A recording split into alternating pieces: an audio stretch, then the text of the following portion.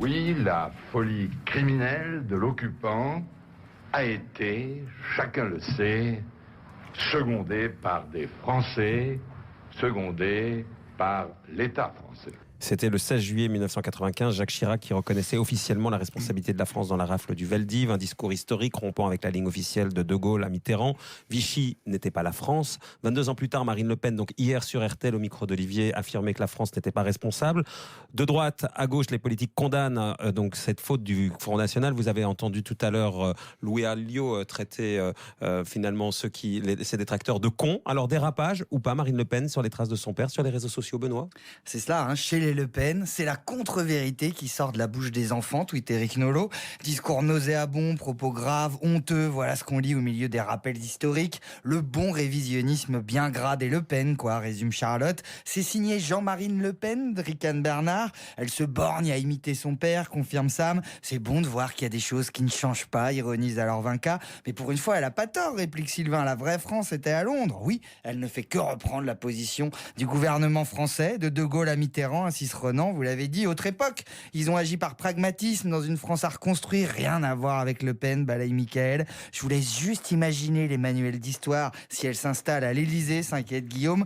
Mais tout de même, beaucoup s'étonnent. On pensait que la dédiabolisation consistait notamment à en finir avec ces vieilles polémiques sur la Seconde Guerre mondiale, se dit un historien sur le site de Libé avant de lâcher. De mon point de vue, il s'agit pour elle de mettre un peu de clivage dans une campagne relativement atone. Marc a encore une autre théorie que le naturel qui revient au galop ou la recherche du buzz. Pourquoi se griller à 2 semaines des élections? Parce que c'est une entreprise familiale lucrative, dit-il. L'opposition, oui. Le pouvoir, non. Jean-Luc Manot, erreur hier de Marine Le Pen ou pas du tout? Ça nous paraît très politiquement contre-productif. Maintenant, qu'est-ce qu'elle cherche, elle? D'abord, je crois qu'elle est dans une phase difficile. C'est une campagne qui patine, qui fonctionne relativement mal, en tout cas, avec une progression qui est arrêtée et qui même... elle est quand même très haut, non? Quand même de régression. Non, c'est très haut. Mais enfin, le score de Marine Le Pen aujourd'hui, c'est un score moins haut qu'au régional, et c'est un score moins haut que dans des dernières élections pour le Front National. Ça, c'est le premier point. Le deuxième point, c'est que moi j'ai tendance à penser qu'il y a un moment dans une campagne électorale, et c'est pas très fréquent, mais on dit ce qu'on pense. Et au fond, elle pense comme sa famille politique l'a pensé pendant très longtemps. Ce parti a été fondé par des pétainistes. Il a été fondé par des anciens collabos. Pas seulement, pas que, mais notamment par des gens comme ça. Aujourd'hui encore, dans l'environnement proche de Marine Le Pen, il y a des gens qui sont de cette nature, j'ai envie de dire. Quand, dans des régions, on fait alliance avec des identitaires, dont certains ont été condamnés pour insulte raciale, dont certains ont été pris, il y a des vidéos qui circulent où l'un des principaux co-élu de Marion Maréchal Le Pen. Elle nie pas la rafle du Veldiv, elle nie la responsabilité de la France dans la rafle du Veldiv. C'est pas totalement la même chose. Soit on a le débat historique, soit on essaie de regarder politiquement. Mais politiquement. J'ai pas dit du tout qu'elle avait nié quoi que ce soit. Je dis que quand on est allié en PACA avec des gens qui qu'on voit dans des vidéos faire le signe, le salut nazi. Il y a un poids qui existe là, et je pense que c'est un retour au naturel. J'ai envie de vomir. Antoine Hervé. De vomir? Ouais, franchement, jouer comme ça, comme avec un hochet, enfin, faire un jouet politique du destin de 13 000 familles françaises, très honnêtement, ça me dégoûte, et franchement, profondément, ça me dégoûte. Elle a un simple calcul politique, alors ensuite on analyse, mais franchement j'ai vraiment pas envie d'analyser parce que je trouve ça dégueulasse ce qu'elle a fait. C'est un mensonge, c'est un pur mensonge. Elle connaît très bien la vérité historique, il me semble que c'est une femme sans éducation, et ça n'empêche pas de prononcer des phrases comme ça, mais franchement quelle honte. Moi, alors...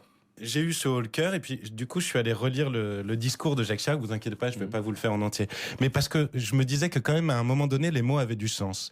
Donc reconnaître les fautes du passé et les fautes commises par l'État, ne rien occulter des heures sombres de notre histoire, c'est tout simplement défendre une idée de l'homme, de sa liberté, de sa dignité. Alors, moi, je lui reconnais au moins une vertu à cette phrase, à ce discours de Marine Le Pen, c'est de montrer son vrai visage. C'est-à-dire que elle nous considère, nous, peuple français, indignes de la liberté de conscience que nous offre la science, le débat contradictoire et la culture. Au moins, on se le rappellera au moment de mettre le bulletin dans l'urne. Si elle le fait aussi à 15 jours de l'élection présidentielle, c'est qu'elle pense que ça peut lui servir, non, Claude Passerin? C'est qu'elle est prête à tout, quoi. Oui, mais moi, elle le fait pas, ça lui a pas échappé. Enfin, Olivier qui était en première loge va nous le raconter tout à l'heure, mais ça lui a pas échappé. C'est pas quelque chose comme ça qu'elle aurait lâché, et qui derrière.